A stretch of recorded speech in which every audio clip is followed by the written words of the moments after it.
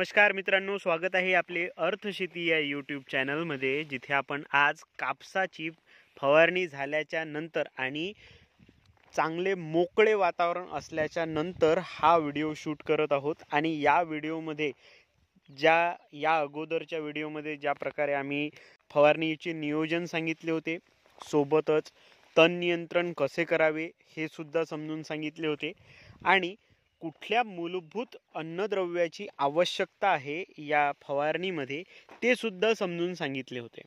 तर त्याच पद्धतीने ही कोरडवाहू आपली पराठी आहे। या पराठीला आपण नेमकं कुठल्या पद्धतीने नियोजन केलाय ते दाखवण्याचा प्रयत्न करतोय।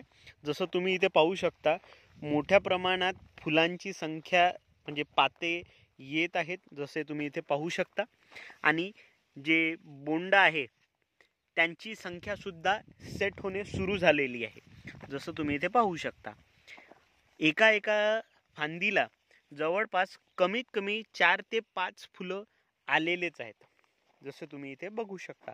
तर या पद्धतीचं नियोजन आता भरपूर शेतकऱ्यांनी यापेक्षा चांगले सुद्धा नियंत्रण केले असेल, परंतु कमीत कमी आपल्याला एकरी 10चा ॲव्हरेज जरी बसेल, ही खूप मोठा नंबर सांगून काही अर्थ नाही। आपल्याला योग्य उत्पादन झाले पाहिजे याच प्रयत्नात आपण आहोत। या संपूर्ण नियोजनामध्ये आपल्याला येत्या काही दिवसात पाऊस येण्याची शक्यता हवामान खात्याने सांगितलेली आहे।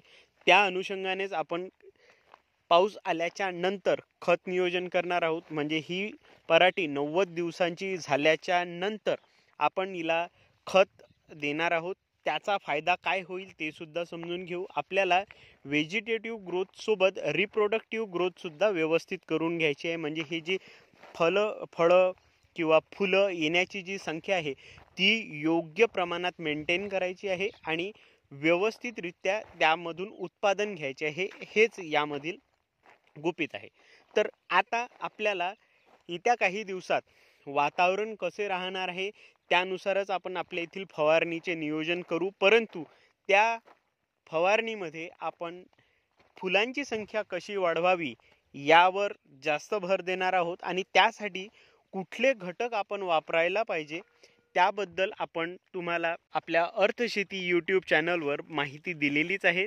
तुम्ही जरूर बघा, तुम्हाला लक्षात येईल की नेमका आपल्याला घटक कुठला वापरायचा आहे आणि आपल्या फवारणीचा खर्च कमी कसा होऊ शकते।